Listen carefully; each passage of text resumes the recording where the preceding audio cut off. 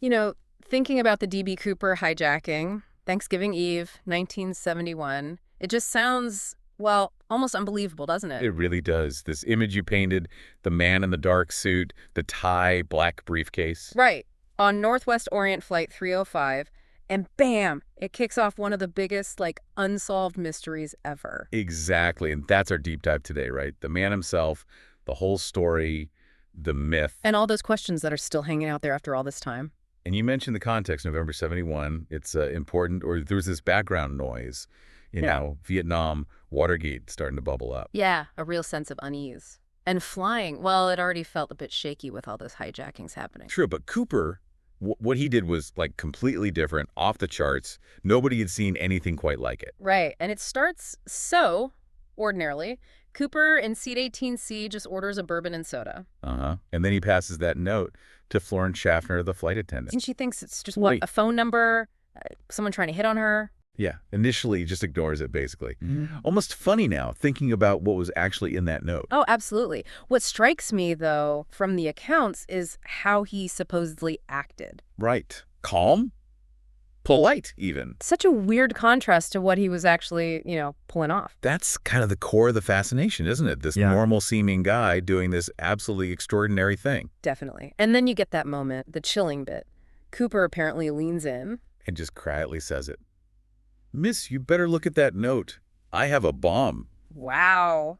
Just like that. According to the crew, that just changed everything on the plane instantly. The whole vibe. And the FBI reports lay out the demands clearly, don't they? $200,000 cash. Which was a lot of money back then. Oh, yeah. And 4 parachutes, plus a fuel truck ready in Seattle. And he backed it up, right? Showed her the briefcase. Yeah, that visual confirmation. A glimpse of wires, red cylinders. The flight attendant's testimony really hammers that home. Okay, this is real. The details, though. 4 parachutes. Why 4? That's always been a head-scratcher. Was he suggesting an accomplice? Yeah. Or just messing with their heads from the get-go? Exactly. It's those little things that make you keep digging, And you can imagine the scramble on the ground, the airline, the FBI. Total crisis mode. Circling Seattle for hours while they get the money, get the parachutes. Must have been unbelievably tense. For everyone except Cooper, apparently. The crew kept saying how composed he was, even then. Which probably helped him, right? Kept things moving smoothly during the handover. Probably.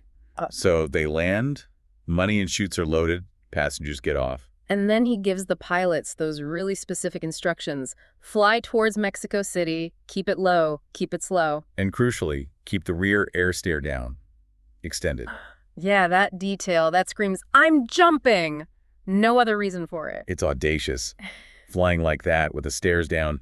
Aviation experts point out how tricky that is, aerodynamically. Shows some planning, maybe. Or just incredible nerve. Calculated, I'd say. However risky it seemed. So somewhere over Washington State.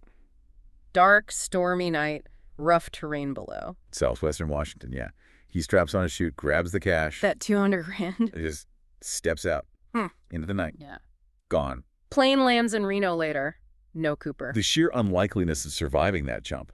I mean, the dark, the awful weather, no idea what's below. That's what makes it legendary, right? Not just a hijacking, but a vanishing act. Almost mythical, yeah. Like disappearing into thin air. And what did they find on the plane? Almost nothing. Just a few things left behind. That black clip-on tie. A tie clip and 2 of the 4 parachutes. And one of those chutes left behind had been, messed with, right? Opened or cut. Yeah, tampered with. Yeah. Which just adds another layer of weirdness. Totally. Was that a mistake? A deliberate plan to confuse them about a second person? Or did he just need parts, maybe? Who knows? It's these fuzzy bits, these ambiguities that keep people arguing about it decades later. For sure. And then the investigation kicks off. Massive. And ORJEC, right, the FBI code name. Hundreds of agents involved. Interviews everywhere. Portland, Seattle, Reno. And they put together those composite sketches, the ones everyone recognizes now. The initial ground search was intense, too, focused on that area south of the Loomis River, based on where they thought he jumped. A big search for a week? Yeah, exhaustive, combing through dense forest, horrible weather. And found nothing. Not a trace. No Cooper, no money, no parachute, no disturbed ground. Zip. Which just made the whole thing even stranger, deeper. Absolutely. The lack of any immediate evidence was baffling. And the name itself, Dan Cooper, was on the ticket. Right. But somehow the media messed it up early on, called him D.B. Cooper. And that's the name that stuck. D.B. Cooper. It almost sounds more mysterious. It does, doesn't it? D.B. has a certain ring to it that plain old Dan maybe lacks. Adds to the legend, maybe. Maybe. Meanwhile, the FBI is hitting brick walls trying to figure out who he was. They lifted fingerprints from the plane, right? 66 latent prints. Yeah, but no matches in any database. Nothing. And later, much later, they got that partial DNA profile from the tie he left. Still no match. Still no identity. All that effort. And they had basically zero to go on for who this guy actually was. It's wild. The investigation went on for years. Decades even. Over 800 potential suspects just in the first 5 years. Wow. 800? Yeah, they look at everyone. Paratroopers, guys with criminal records, people actually named Cooper. Cast a super wide net. I remember reading about near misses, like that Richard Floyd McCoy guy. Did a similar hijacking soon after. Yeah, McCoy was a big lead for a while. But the descriptions didn't quite fit Cooper. Eventually, they ruled him out. Must have been so frustrating for the investigators, chasing leads that just evaporated. Totally. So many leads, so much work, and just nothing solid connecting anyone to the actual jump. It really felt like he just vanished. Until 1980, almost a decade later, that kid finds the money. Right, along the Columbia River. Bundles of $20 bills, all decomposed and half buried. And the serial numbers. Matched the ransom money. Bang. The whole case just exploded back into the news. It really did. But it kind of created more questions, didn't it? Definitely a paradox. Okay, some money washed up here. Does that mean he died in the jump and it eventually floated downstream? Or did he survive, bury some, lose some, because most of it was still missing? Exactly. It fueled both theories. Maybe he died, maybe he got away with most of it. Brought all those questions roaring back. Did he make it? How did the cash get there specifically? And the FBI's official thinking started shifting more towards him not surviving. Yeah, their later statements lean heavily that way. And their reasoning makes sense, you know? Yeah. The terrible weather that night, freezing temperatures, jumping into pitch black wilderness. Without the right gear, probably not dressed for it. Exactly. And into really treacherous, heavily forested terrain, the odds were just stacked massively against survival. Especially if he wasn't an expert skydiver, which they had no proof he was. Right. Low probability seems like an understatement. But there's always that but, isn't there? That's why the story sticks. The romance of it, yeah. Yeah. That sliver of doubt. The fact that some money was found means, well, it means something got to the ground near the river. Uh-huh. Could he have just been incredibly lucky? Landed somewhere survivable? Maybe he had skills nobody knew about? That uncertainty, that's the hook. It leaves room for people to believe what they want to believe, I guess. The tragic end or the amazing escape. So even with the money find, no body, no parachute, no definitive trace of Cooper himself ever turned up. Nope. And the vast majority of the cash, like over $190,000, never surfaced. So finally, in 2016, the FBI just called it. Suspended the active investigation. Pretty much admitted they'd hit a wall, run out of credible leads after, what, 45 years? Yeah, acknowledging this might just be one that never gets solved officially. But closing the case file didn't exactly kill the story, did it? Not even close. Public interest is still huge. You still see news articles popping up. Oh, yeah. New potential clues, new suspects people propose. Amateur investigators are still obsessed with it. Forensic tech gets better. But those basic questions, who was he? Did he live or die? They're still just hanging there, unanswered. And Cooper himself. Yeah. He's become more than just a hijacker, hasn't he? He's like a cultural icon. Totally. A symbol of mystery, rebellion, getting away with it. Yeah, all of that. Shows up in movies, songs, books. People are endlessly fascinated by the guy who just stepped out of a plane and vanished. And it's worth remembering the impact beyond the mystery, too. You mean the security aspect? Yeah. This happened when skyjacking was a real problem. Cooper's stunt, along with others around that time, it really pushed authorities to beef up airport security. Massively. Metal detectors, baggage screening. A lot of the stuff we just accept now has roots back in that era, partly thanks to Cooper. So weirdly, his crime ended up making flying safer for the rest of us. A strange legacy, for sure. So when you boil it all down, all the files, the theories, the searching, were left right where we started almost. Pretty much. Who was D.B. Cooper?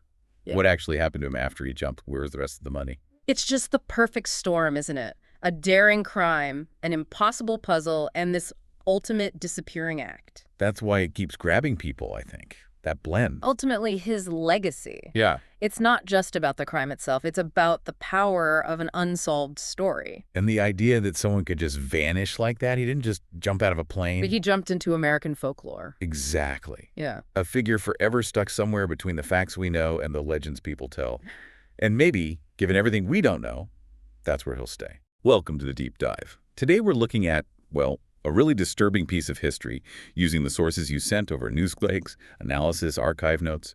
We're talking about the Wineville chicken coop murders, Southern California, 1928. That's right. It's a grim one. And our sources show it really kicks off, publicly anyway, with a missing child case. 9-year-old Walter Collins, gone from L.A. in March 1928. And his mother, Christine Collins, her determination just leaps off the page in those early reports, doesn't it? Pushing the LAPD, desperately trying to find Walter. Absolutely. You can see her fighting, really fighting against what seems like, well, incompetence, maybe worse, from the police. The later analysis really points to how women, especially single mothers, were often dismissed back then. Yeah, it's stark. And while she's going through that agony, miles away in Wineville, something truly horrific is brewing. Exactly. On this chicken ranch, Gordon Stewart Northcott and his mother, Sarah Louise, the archives hint that maybe, just maybe, people in the town felt something was off even before it all came out. But nobody really knew the extent. Yeah. Not yet. No. And these events, as we'll see, just ripped open these dark truths. Not just about the killers, but about the system itself, the justice system, how it failed. It's a reminder, isn't it? Yeah. About protecting the vulnerable. Okay, so how did the horror on the ranch actually start coming to light? The sources point to Sanford Clark. Right. Gordon Northcott's nephew. He comes down from Canada. He's only 15, supposedly just to help out on the ranch. Just to help. But his experience was, well, it was a nightmare. Completely. The accounts, especially his later testimony, paint this picture of just total isolation, abuse, and being forced into things, unspeakable things. It was calculated, wasn't it? Bringing him down there away from his family. Seems like it, calculated and predatory. But Sanford did manage to get some letters out to his sister, Jessie, back in Canada. And those letters, even though they were probably guarded, they worried her. A lot. Deeply troubling letters, yeah. Enough that Jessie felt she had to do something. She sensed something was terribly wrong. And incredibly, she travels all the way down from Canada to Wineville in August 1928. Just based on those letters and her intuition. It's quite something, her courage. Imagine making that journey not really knowing what you'll find. What she found must have terrified her, because when she got back, she contacted the American authorities immediately. Yes, that was the key. Her intervention, it shows how vital those connections are. Someone reaching out, someone listening. She broke through the isolation. So the LA County Sheriff's Department gets involved. They start investigating the Northcott Ranch. But Gordon and his mother, they didn't exactly cooperate, did they? Not at all. The initial reports show them being really evasive, trying to put up a front. There's this strange dynamic between them, Gordon and Sarah Louise. Like they were protecting each other. Oh, protecting their secret. Exactly. A very unhealthy, codependent kind of relationship, it seems, covering up this horrific reality. But the pressure must have built up, because eventually, Sanford Clark talked. He did. He confessed to the officers, and the details. They're just sickening. He laid it all out, how Northcott was luring boys, imprisoning them in the chicken coops. Hence the name of the case. Right. The abuse, the murders. And Sanford admitted he was forced to participate, threatened with death if he didn't. Just unimaginable trauma for a 15-year-old boy. His confession must have been the moment everything broke wide open. It was the linchpin, absolutely crucial. You can almost feel the horror in the transcripts, even reading them now, his courage in finally speaking out, despite the fear. So after the confession, the police searched the ranch, and what they found, it confirmed the absolute worst. Oh, yeah. The evidence inventories are chilling. Shallow graves, bones scattered around, personal items belonging to missing boys, just devastation. And they found things matching descriptions of other missing kids, including possibly Walter Collins. Yes. Items linked to several missing children were found. It tragically connected these disappearances to Wineville. It solidified the nightmare for so many families. The news must have spread like wildfire. Instantly, it became this huge national sensation. Headlines everywhere, fear, outrage. People couldn't believe it. And Gordon and Sarah Louise, they tried to run, didn't they? They fled to Canada, yeah. But with all the media attention, law enforcement was working together. They were caught, arrested, and extradited back to California. While this is exploding publicly, Christine Collins is in her own separate nightmare. The police didn't believe the boy they found wasn't Walter. Worse than didn't believe her, they actively shut her down when she insisted that the boy they brought back wasn't her son, Captain Jones of the LAPD. He had her committed. Committed to a psychiatric ward. Yes, just for challenging their story. It's an unbelievable abuse of power. The archives document her time there. It's harrowing. How did she get out? Public outcry, mostly. People started hearing her story, legal advocates got involved. But imagine the trauma. Silenced, locked away while desperately searching for your son. And then, on top of everything, the news comes out that Walter was likely one of Northcott's victims. Devastating news. But even then, no certainty. His remains were never definitively identified among those found on the ranch. So she never got that final confirmation, that closure. No. She likely knew in her heart the terrible truth. But that lack of definitive proof, that lingering uncertainty, it's just another layer of cruelty in this whole story. This case really just exposed so many cracks in the system, didn't it? Huge cracks. The way missing children were handled or mishandled, the police abuse of power, especially against someone like Christine, and how they silenced anyone who questioned them. It seems like they cared more about their image than finding the truth. It certainly looks that way from the records. Disregard for the vulnerable, dismissing families' concerns. It was systemic. The whole town of Wineville felt the shame so deeply they actually changed its name to Miraloma in 1930. Wow. Just to distance themselves. Okay, let's talk about the trial. Gordon Northcott's trial, it sounds like it was a media circus. Absolutely. The news reports describe packed courtrooms, intense public fascination, people wanted justice, but there was also this sort of morbid curiosity about Northcott himself. And how is he, Northcott? Defiant, apparently. Almost enjoying the attention, some reports suggest. Inconsistent, sometimes smirking. It just fueled the public outrage. And Sanford Clark's testimony was obviously key. Absolutely pivotal. Harrowing doesn't even begin to cover it. He had to recount the abuse, the fear, being forced to participate, laying bare the horrors of that ranch. He must have taken incredible courage. Immense courage. And thankfully, the court did recognize him as a victim in all this. He was sent to a reform school, not prosecuted as a perpetrator. That's something, at least. Then there was the mother, Sarah Louise. Her role seems complicated. She confessed. She did, bizarrely. Confessed on the stand to killing Walter Collins herself. But then she recanted it. Her story was full of holes. So what happened to her? She was convicted as an accessory, got a life sentence, though interestingly, the records show she was paroled years later. Her actual involvement, it remains murky. That relationship with Gordon was clearly deeply dysfunctional. And Gordon Northcott himself. He was convicted for the murders of Lewis and Nelson Winslow, and the unidentified headless Mexican boy got the death sentence. Was he executed? Yes, in 1930. But even up to the end, he was playing games, confessing 1 minute, denying the next, especially about the other boys, like Walter. So no full answers, no closure for those other families? None. Just more pain and uncertainty caused by his manipulation. Classic behavior for offenders like him, sadly. But Christine Collins, her fight wasn't over. And not by a long shot. She showed incredible strength. She actually sued the LAPD and Captain J.J. Jones, the one who had her committed. Did she win? She did win the lawsuit, remarkably, a judgment against Jones. But cruelly, the records indicate she never actually received the money awarded to her. Unbelievable. But her story did eventually get wider attention, right, with the movie. Yes, Changeling. It brought her fight, her resilience, back into the public eye decades later. Her persistence in seeking accountability was extraordinary. And the case itself, did it lead to any actual changes, reforms? It did. It really forced California law enforcement to take a harder look at how they handled missing persons, especially children. More procedures, hopefully more compassion. And more scrutiny on the police themselves. Definitely. Increased scrutiny of police power, a better understanding, though still a long way to go, of how vulnerable certain communities are.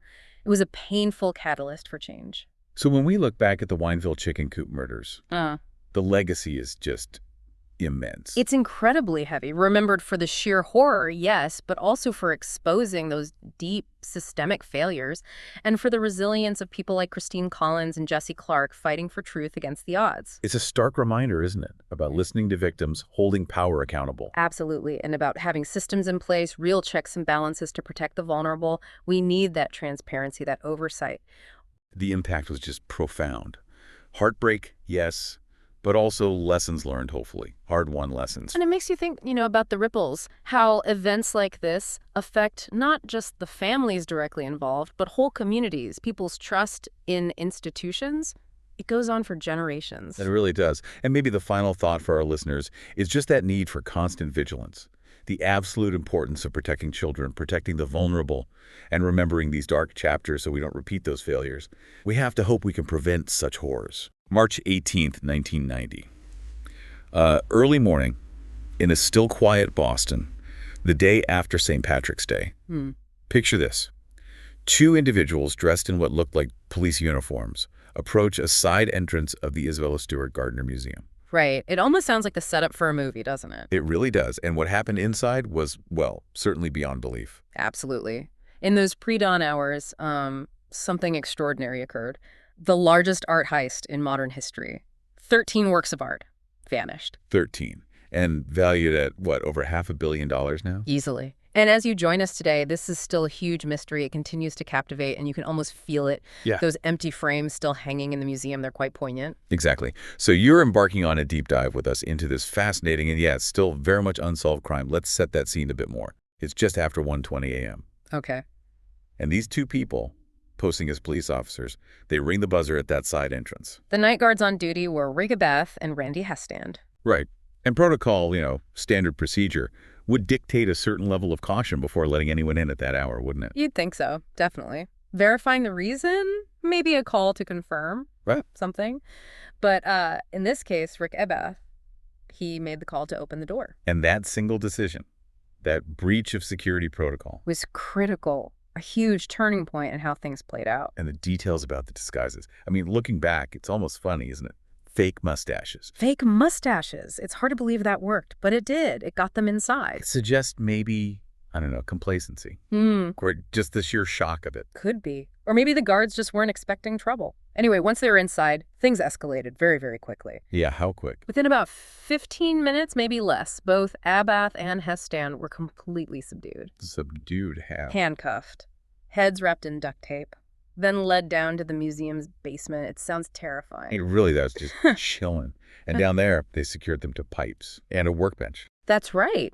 And the thieves actually said something like, don't call the cops and you'll get a reward. Which sounds so bizarre, like something out of a bad script. Totally. But maybe the most puzzling detail, the thing that still baffles everyone, is the panic button. Ah, yes. It was right there, wasn't it? Accessible. Directly connected to the police station, but it was never pushed, untouched. Why? That's the million-dollar question, or rather the $500 million question here. Exactly. Did they not have a chance? Were they overwhelmed too fast? Or did that strange threat about a reward actually work in that moment of fear? We just don't know. It definitely adds another layer of weirdness to the whole thing. For sure.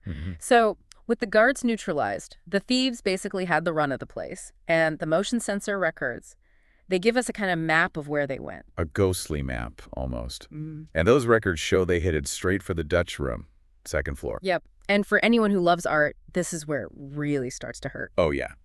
They went for Rembrandt's The Storm on the Sea of Galilee, his only known seascape. An absolute masterpiece. And A Lady and Gentleman in Black, another Rembrandt. But here's that detail that always gets me. The way they took them. They didn't carefully remove them, did they? No way! They smashed the glass and then just crudely cut the canvases right out of the frames. Which suggests... Yeah. What? They weren't exactly art experts. Definitely not. It points away from, highly skilled art thieves. Someone who cared about the art or even its resale value would have tried to take it intact. The damage, it must have been significant. Terrible. And from that same room, they also took the Vermeer. The concert. Ah, the concert. And just so our listeners understand the scale of this loss, there are only, maybe 36 known Vermeers in the entire world? Something like that, yeah. Making this one incredibly rare, hugely valuable. Massively. A true treasure. They also took Flink's landscape with obelisk, a small Rembrandt etching, and then this kind of outlier. A Chinese bronze beaker. A goo. See, that's the part I always stumble on. The beaker, it feels random compared to the Rembrandts and the Vermeer. It does seem out of place, doesn't it? Were they just grabbing things, or was there some specific strange shopping list we don't understand? It really muddies the water trying to figure out their motive. It does. So after the Dutch room, where did the motion sensors pick them up? They moved to the short gallery. There they grabbed 5 Degas sketches. 5 drawings by Degas. Also irreplaceable. Absolutely. And a bronze eagle finial from the top of a Napoleonic flagstaff. Another slightly odd choice, maybe. Definitely adds to the eclectic mix. And then the Blue Room. The Blue Room, yeah. That's where Manet's Chez Tortoni disappeared from. Another major work. So quite a haul, but a strange collection of items. Different artists, different periods, different media. It is perplexing. It doesn't scream specialized theft for a specific purpose. And then there's the time they took. Right, they weren't quick about it. Not at all. The censors show they were in the museum for 81 minutes, 81, and they made 2 separate trips back to their car during that time. 2 trips. That suggests... Well, it doesn't suggest panic, does it? It sounds almost leisurely calculated, maybe. Or just incredibly bold, like they knew they wouldn't be disturbed. It's another one of those strange details. So they finally leave with this incredible collection of art. And nobody knows a thing until... Until the next morning shift arrives.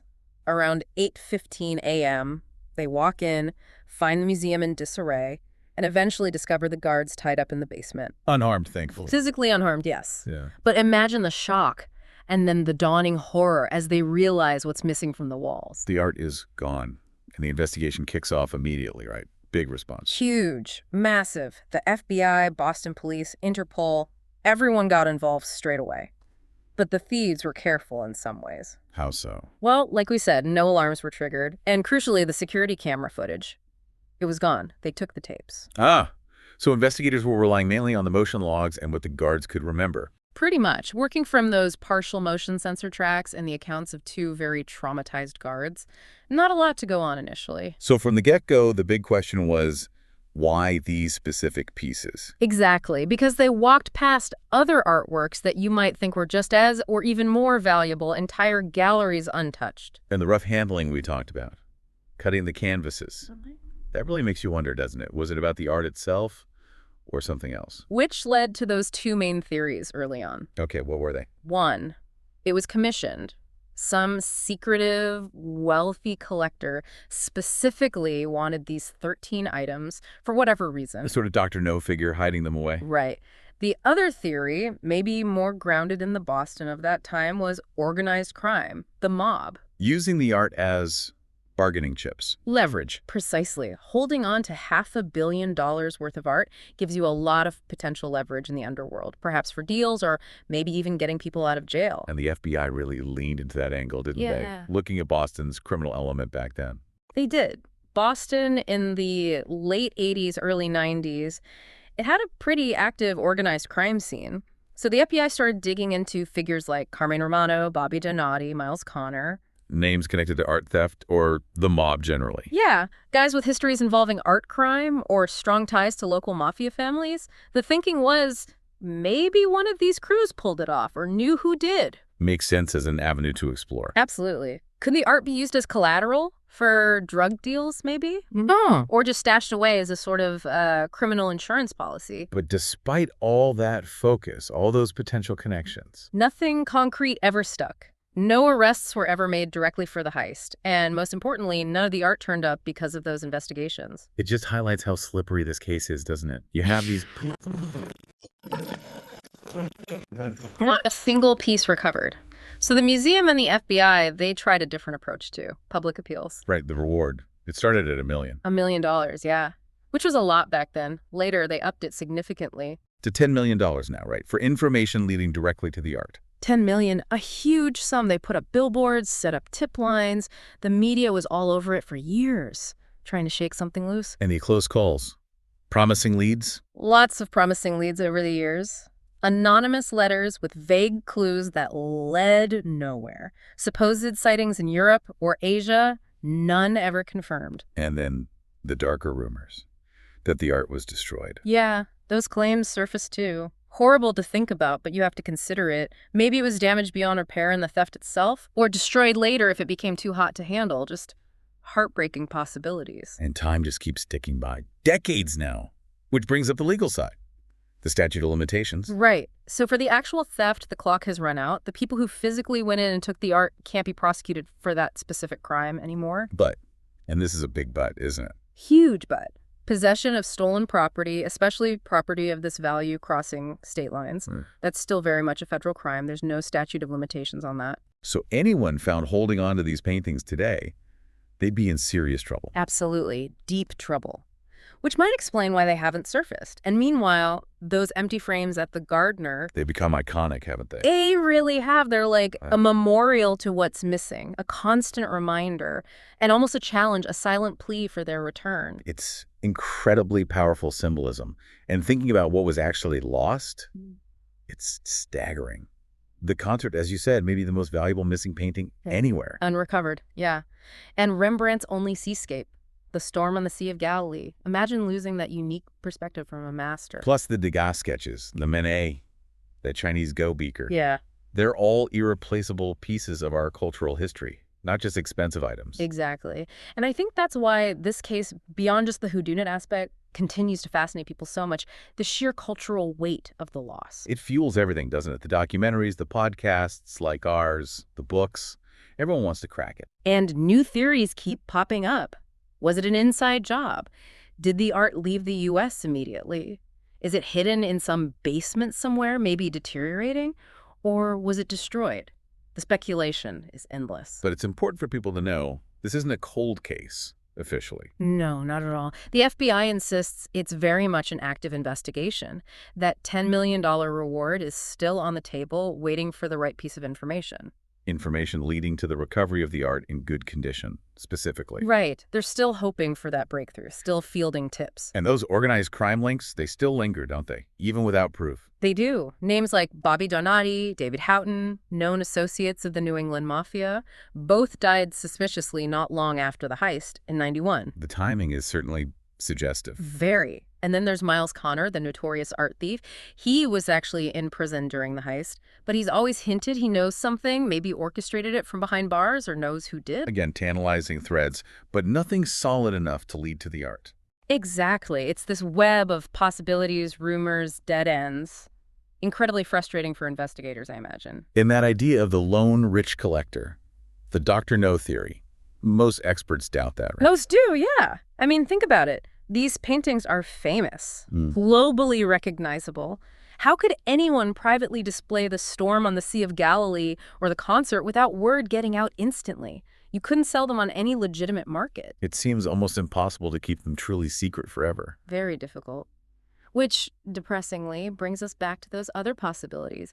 Used as underworld cash, maybe passed around. Hidden away somewhere, maybe neglected. Potentially deteriorating, yes. Yeah. Or, the worst case scenario, destroyed to eliminate evidence or because they became too much of a liability. It's a grim thought. It really is a potential tragedy on top of the theft itself. So, you know, hope persists. The FBI's art crime team is dedicated. Technology improves, maybe new forensic techniques, better ways to track stolen art online could eventually yield something. You never know. And the museum itself. People still go there, drawn by the mystery as much as the art that remains. It's become a kind of pilgrimage site for true crime and art history buffs, hasn't it? Seeing those empty frames is a powerful experience. It makes the loss feel very real. It really does. So as we wrap up this deep dive, the Gardner heist, it's just this incredible story, audacity, massive loss, but also resilience. Resilience, yeah. And the enduring power of art, the desire for answers, for justice, it captures so many elements. It truly is a puzzle that just keeps pulling you in. And now hopefully you, our listener, have a much deeper sense of the complexities and the enduring questions surrounding this really significant art crime. Definitely. And as we finish up, maybe something for you to think about. Considering everything that was taken, the sheer value, the fame, the mix of items, which single piece do you think holds the biggest clue to the thieves' real motive? What was it about that specific artwork that might tell us more, and why? That's a great question to ponder. And just one last vital reminder. The Isabella Stewart Gardner Museum and the FBI are still actively seeking information. Any detail, no matter how small it seems, could be the key. Absolutely. The hope remains that one day, those frames won't be empty anymore. Okay, let's really get into this incredibly tragic case. The Beaumont children, 1966, disappearing from Glenelg Beach in Adelaide, just vanished. Jane, Arna, and Grant. It's a case that, it didn't just break hearts. It genuinely changed Australia's whole sense of safety, didn't it? Completely. And it's still unsolved, which is just haunting. Yeah, absolutely. Our sources, like the Vanished Innocents podcast with Emily Carter and Dr. Samuel Reed, they really lay out how deep the impact went. So our mission here is to kind of walk through what happened, the immediate aftermath, and get the lasting shadow it cast. Right. So setting the scene, January 26, 1966, Australia Day. We're in Somerton Park, Adelaide. The Beaumonts seem like a pretty ordinary family. Mm-hmm. Typical suburban life. The dad, Jim, he was actually away. Oh. Shell trip. So it was Nancy, the mom, at home with the kids. Jane, she was 9 and apparently quite responsible. Then Arna, 7, and little Grant, who was just 4. And Glenelg Beach, it wasn't far, right? Just a short bus ride. A really popular spot, especially on a hot day like that one. Exactly. So the kids asked their mom if they could go. Yeah, and Nancy said yes. She gave them some money for the bus, packed them a lunch. Pretty standard stuff back then, letting kids have that bit of freedom. Total normal for the time. They headed off on the, 8:45 a.m. bus. Jane, the 9-year-old, was in charge. That's right, and the plan was simple. Be back around noon, enough time for a swim, and to catch the bus home. But noon came and went. No kids. And then the next bus, the 2 o'clock one, arrived. Still no sign of them. You can only imagine Nancy's anxiety just, ratcheting up, that slow, horrible feeling something's wrong. Oh, God, yeah. And Jim, the dad, Nancy got hold of him, and he just dropped everything, right? Came straight home from his trip. Cut it short immediately. He was back by about 3 p.m. And they started looking themselves first, checking the beach, friends' houses. Yeah, exactly. They searched the beach, nearby streets, asked around, anywhere they might have wandered off to. But nothing. Just nothing. It wasn't until 5:30 p.m. they actually called the police, which sounds late now, but back then. Yeah, you hope for the best, don't you? You think maybe they just lost track of time. But reporting it then kicked off this, massive investigation. Police, volunteers, they mobilized really fast. Searching the beach, the dunes, buildings nearby. Right, even checked the airport, the rail lines. A huge, immediate effort. And the public reaction. It was instant, wasn't it? That headline in the Sunday Mail, "Sex crime now feared." That says it all. It really does. That marks the moment the fear escalated, The idea that something truly dark could happen to kids. In broad daylight, on a busy beach, it just shattered people's sense of security. Nationwide shock. So then you get the witness accounts, and this is where it gets critical and kind of confusing, too. The sighting at Collie Reserve with the man. Tell us about that. Okay, yeah, this is absolutely central. Several people saw the kids playing near the beach at Collie Reserve with this guy.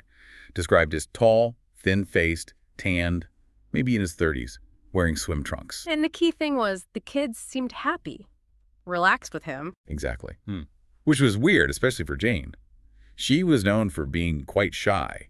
So her seeming comfortable with this strange man, that was a big red flag for investigators later. That really suggests maybe not a complete stranger or someone very good at gaining trust. It points that way, doesn't it? Yeah. It implies maybe they'd seen him before, or he was just incredibly manipulative, able to put them at ease really quickly. Classic grooming behavior, potentially. And then there's the bakery. Jane buying snacks. That adds another layer of strangeness. A huge layer. She went into Wenzel's Bakery, bought pasties and a meat pie, paid with a £1 note. Which was a lot of money back then for kids, right? More than their bus fare. Way more. And they didn't usually buy meat pies. The shopkeeper knew the kids, thought it was odd too. The strong implication is that the man gave Jane the money.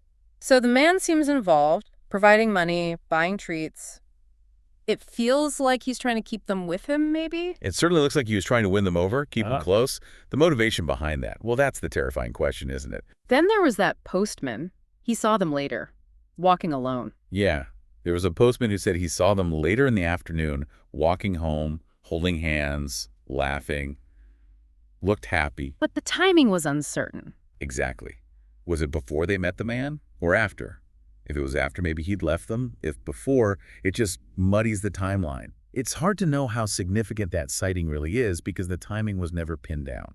And besides these main sightings, there were loads of others later on, right, months afterwards. How do police even deal with that influx? Well, initially you follow up everything, but as time goes on and sightings can't be verified or contradict known facts, they become less reliable. With so much media attention, people genuinely think they see things. Memory plays tricks. Must have been torture for the parents, all those false hopes. Absolutely brutal. Now, the investigation itself, Yeah.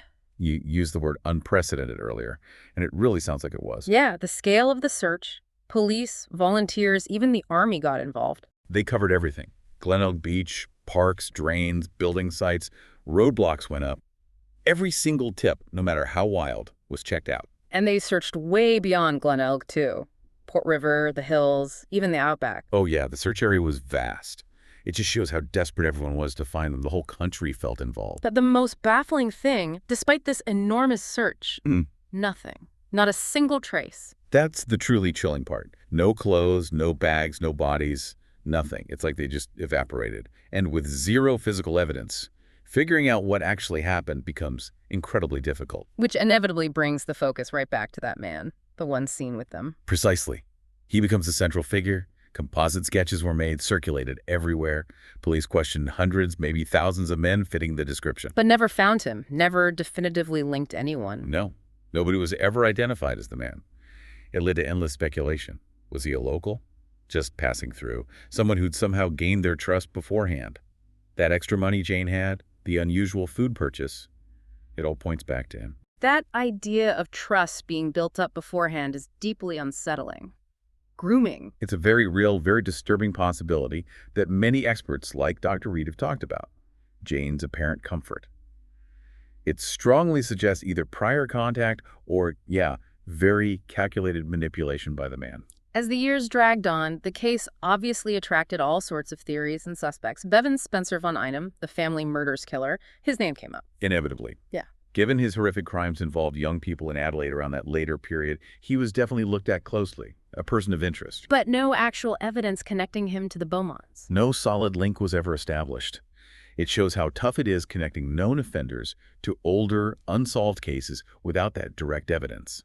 Lots of suspicion, but nothing concrete. And von Einem wasn't the only one considered. There were other predators, convicts, even wild theories about international figures. Oh, the list of potential suspects and theories was incredibly long and varied.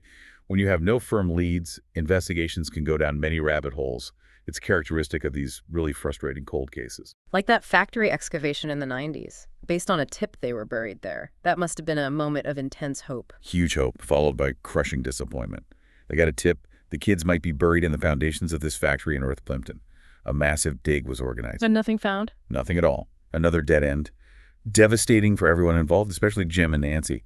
Imagine going through that roller coaster again. The human cost for Jim and Nancy. It's just unimaginable. The constant media glare, the hoaxes, the psychics. For decades. It's heartbreaking. Losing their children was the first tragedy, but then living with that public spotlight, the false leads, the cruel hoaxes, hundreds of letters, people claiming to know things. The emotional toll is just immense. And beyond the family, the impact on Australia, it fundamentally changed how people thought about kids' safety, didn't it? Oh, absolutely. It was a real line in the sand. Before the Beaumonts, kids had so much more freedom. Playing outside, unsupervised, catching buses alone. It was common. This case shattered that trust. Suddenly the world seemed much more dangerous. The whole stranger danger concept really took hold after this. It became deeply ingrained. Parents became much more watchful. Supervision increased dramatically. The carefree Aussie childhood, it changed forever after '66. And it even affected policing, led to changes in how missing persons cases were handled. Yes, significantly. The case highlighted gaps. It pushed police forces to create specialized child protection units, improve coordination between states, and develop better protocols for missing persons investigations. Sadly, the Beaumont case became a textbook example in police training. It's a grim irony that such tragedy led to improvements, but it underlines the scale of the initial shock and loss. It remains one of the world's most haunting cold cases. That photo of the three kids is just iconic. It really is a symbol of lost innocence for the whole country. The fact that they could just vanish, leaving no explanation, it taps into a very deep fear and a need for answers when something so awful happens. And over the years, there have been these glimmers of hope, right? New theories, forensic advances allowing retests, new interviews. Yeah, periodic reviews, cold case squads looking again, especially in the 80s and 90s. But ultimately, none of it led to a breakthrough. No credible suspect charged, no definitive answer about what happened.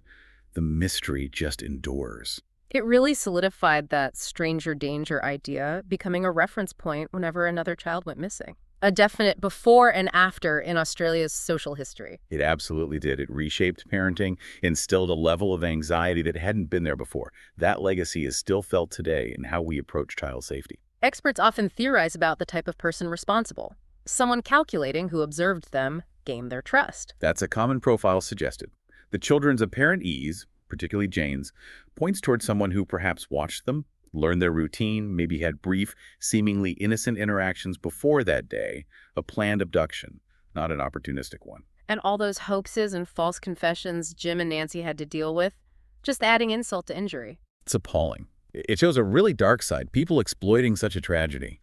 It must have compounded their grief terribly, giving false hope only to snatch it away again. Yet, Jim and Nancy showed such incredible resilience, staying in the same house for decades, holding on to hope, maintaining their dignity. Their quiet strength was remarkable. Remaining in that home, the last place they were all together, speaks volumes about their enduring hope. Facing it all with such quiet dignity. Truly incredible. And then, even recently, the case still gets attention. Cold case units, journalists, inconclusive digs still happen. It feels like Australia just can't let it go. There's a powerful collective need for closure, for answers. What happened to those kids? The ongoing efforts, decades later, reflect that deep national longing, even as the odds diminish over time. So wrapping up the key points from our dive into sources like vanished innocence, 3 young siblings vanish without a trace, a massive search finds nothing, a mysterious man remains unidentified, and the event profoundly changes Australia forever. Exactly. It's a stark reminder of vulnerability, the importance of vigilance, but also that desperate human need for answers when faced with the unthinkable. The impact on the national psyche was just immense. Which leaves us with a final thought. What does the fact this mystery persists, nearly 60 years later, tell us about our need for resolution? How can one event so deeply scar and shape a nation's collective consciousness for generations? The search goes on for the family and for Australia.